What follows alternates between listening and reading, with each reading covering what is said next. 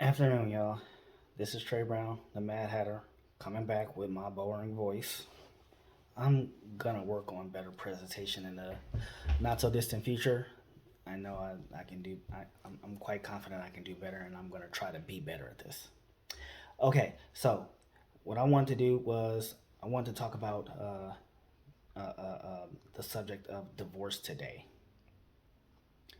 and I was just doing some little quick uh, uh, research on divorce because a lot of things that I see in these manosphere and red pill spaces are pretty ridiculous, right? So what I'm gonna do is I'm gonna go into one of the most common things that I see about divorce in in uh in those spaces, right? Um, so um, I have here says so when you get a divorce, you're splitting assets 50-50, where things usually play in the woman's favor. Why not split the bills 50-50 to bring with duh? And when she is a strong, single, independent woman, she's already paying 100% of her bills alone, right? So 50% is a great help. Don't be a simp. Okay. There's some truth in that. Some. Okay. But let's be honest. Most people who get divorced don't have too many assets. What?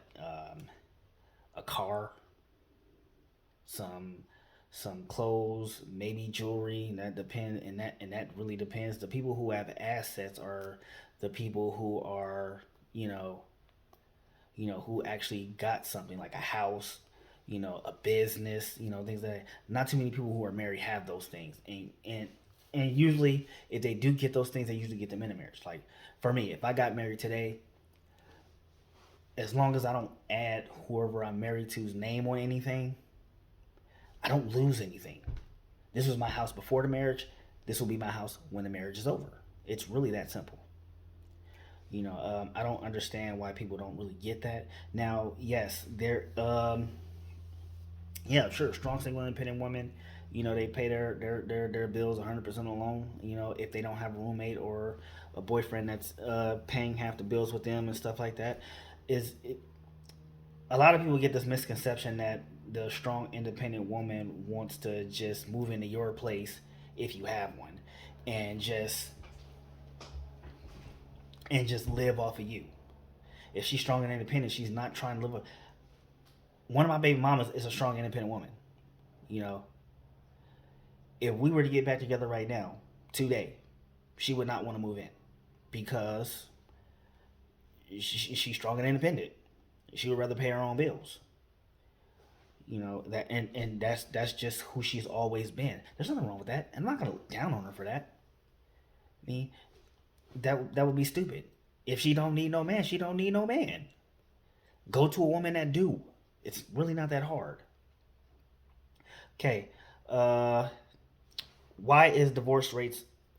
Okay, he kind of goofed this one. I know you're supposed to block out the names, but I don't feel like it. Okay, so it says here, why are divorce rates are so high in our communities? Why y'all file so dang much? Okay, this is a real thing of emphasis. This is something that really needs to be discussed because it's not discussed in manosphere spaces too often. And I believe I talked about that in the video 10 Things the Manosphere Doesn't Tell You. Okay, so digging uh, uh, uh, through some research, the most common reasons for divorce are pretty obvious because women don't just leave marriages willy nilly. And what we're talking about with Tia Mowry does not count because she's a celebrity. And what happens in the celebrity world does not very often happen in the real world. Okay, so Biggest reasons for divorce. I'm only just looking at a spoon-fed version here. It says common reasons for divorce from sources across the web: infidelity, which is cheating on your spouse. Not only breaks a vow, it breaks the trust in a relationship. Uh, that's cut and dry. You can't get any more explanatory than that. The other one is domestic violence. Who wants to stay in an abusive relationship? I think that that that one is cut and dry. You know, when a woman or a man gets the courage to get up and leave, yeah, you go. Um, uh, Lack of communication, financial troubles, and sparing sex and intimacy sessions, and yeah, and then it goes back to infidelity. Yeah, so yeah, intimate relationship pretty much goes into infidelity. And the other word for it apparently is adultery. Then you have financial issues. Yeah, I'm sorry. When you can only take someone, and just because a woman leaves over financial issues doesn't mean that doesn't make her a gold digger. Especially, it okay if the kid if there's kids involved, and there's a way to save the marriage, despite having a financial issue, you know or she just gave up on him or something like that while she was trying to get there. That's a gray area, as far as I'm concerned. But uh that I just don't think that that's something to be looked down upon. You know, um, and lack of commitment being the biggest one. Um, so um, so here's the thing, right? I'm gonna do this so that I have a clear understanding of lack of commitment. Okay, so I look up lack of commitment and in marriage. It says when couples lack commitment, marriages tend to suffer. Even when one person in a relationship lacks commitment, it can lead to a downfall. One or both parties drift away and take each other for granted. Lack of commitment can lead to infidelity. It says lack of commitment is the number one cause of divorce. 73%. Uh, okay, and let me get a little more specific. What is lack of commitment in marriage, so there's a better understanding. If you are married to someone, you should be committed to them. So when you lack commitment, you are not making the other person feel loved or important. You are effectively ruining marriage. In many cases, this can lead to divorce. So this is for you strong and independent women out there. Just so we're clear, uh,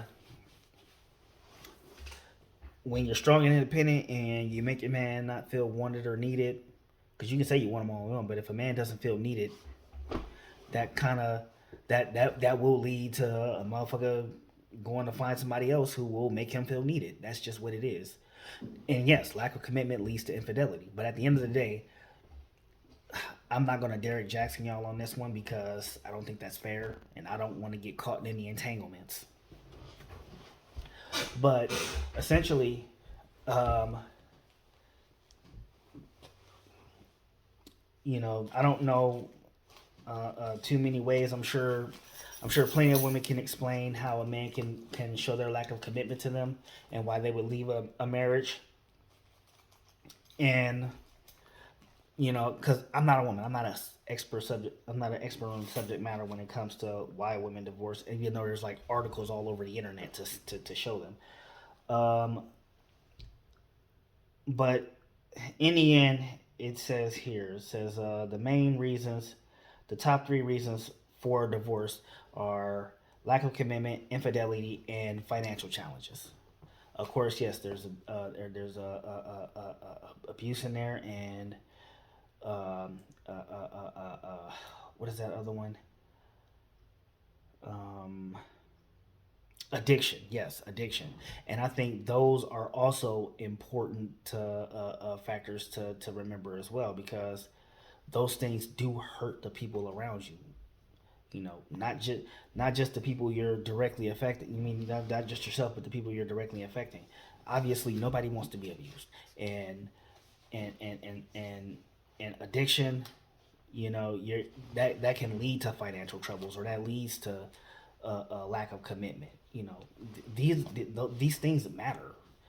Okay, so another thing I want to talk about in divorce is how, like I said, the person said that uh, it said they'll take half your stuff. Okay, and then there was another one they talk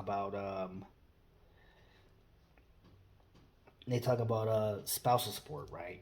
Spousal support. So I did a little digging on spousal support. Uh,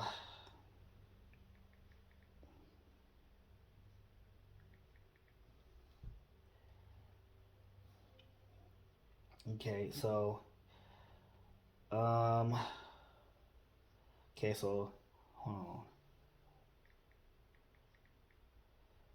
hold on, percentage of of divorces ending with spousal support. Okay, I was gonna look up the definition, but I'm sure we all know what that is. Okay, it says here only 10 to 15% of all divorces or separations include any spousal support. 10 to 15%. 10 to 15. That means that with all those divorces going around,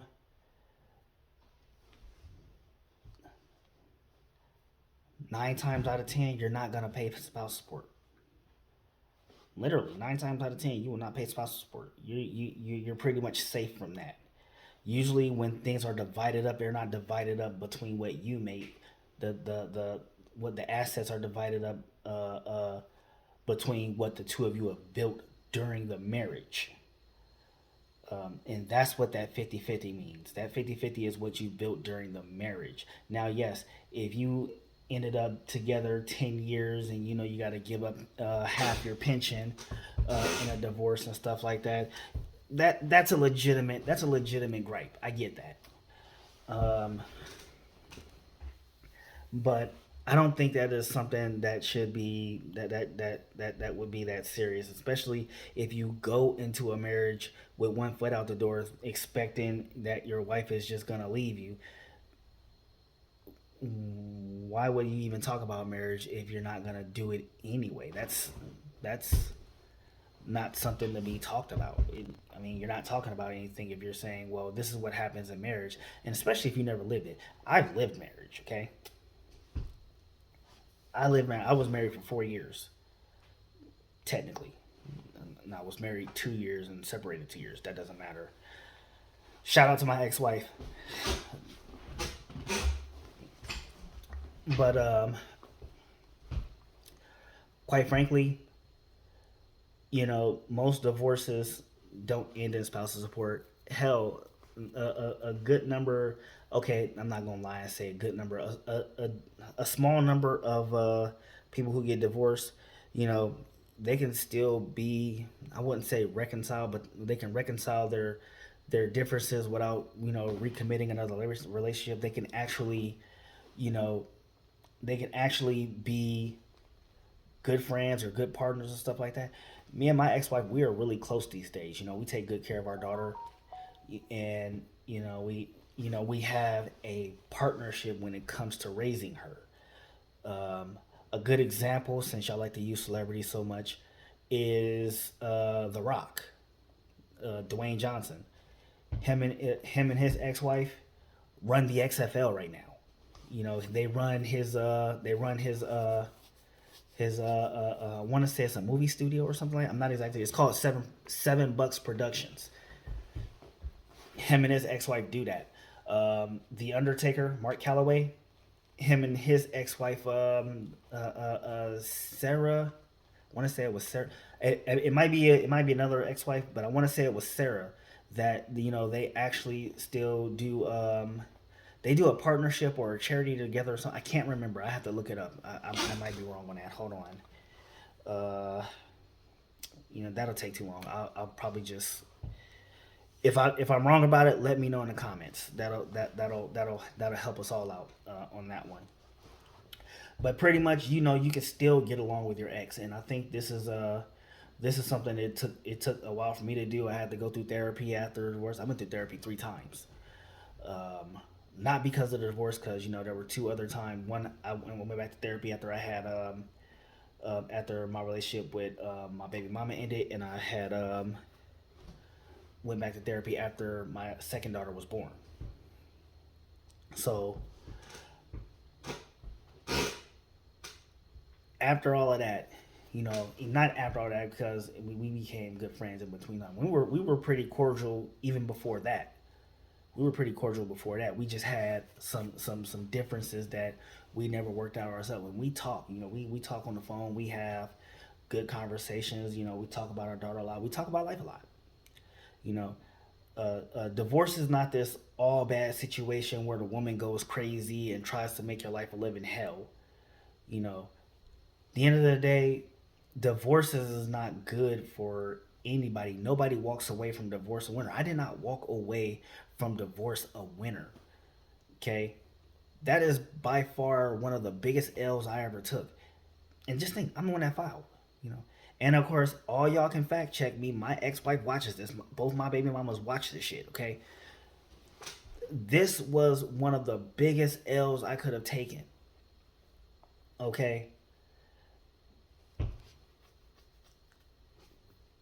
not just from a financial standpoint, because again, I didn't walk away paying spouse support. Again, 9 times out of 10 it won't happen. I just showed y'all the stat. 9 times out of 10 you won't pay. You ain't got to worry about paying spouse support. You know, I still had to pay for attorney. I had to pay court costs. I had to, you know, for the most part, it was you know, people talk about it. It was a gossip thing. Where I was. And you and even though you can keep it a secret, enough people will know about it, particularly people in your circle, and that shit will spread like a wildfire. This guy has been through a divorce. That is not, to me, that's embarrassing, because that lets you know I failed at marriage. That was a L for me. Shit. I When I get into a relationship, I get into my relationship and I say this is my last relationship, because this one's the one, right? You're supposed to go into that with that mindset. This one should be the one. You don't get into a relationship and be like, you know what? She just gonna leave anyway. I'm gonna go and cheat, or I'm gonna go and not be all in on it. If you can't really go all in on a relationship, then why are you talking about divorce? If you're talking about divorce, then you're not all in anyway. If you're talking about how a relationship gonna end, or it's just your turn, you're not all in. And you think a modern woman is gonna? You think a traditional woman is gonna be all in? Come on, man. We're not talking about anything. I know I'm talking all over the place. I am. I admit that I'm talking all over the place. But when you put it all together, when you bring it right back down to it, when you get down to the skin and bones of everything, Kevin Samuels talked about fear, scarcity, and lack.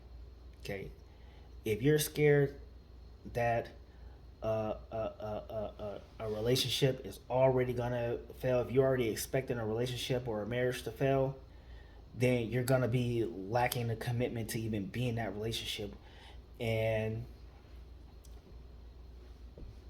it's gonna fail. It's just gonna fail, and you're not gonna have anybody to blame about that but yourself. You're to blame for that. So I know there's a lot of stuff that I didn't cover in this video, and you have to forgive me for that, but I've already ran this one too long. This one's shit almost 20 minutes. But pretty much all this to say is that divorce isn't, divorce is a necessity. I'll go as far as saying divorce is a necessity because shit goes south. It just happens. Okay.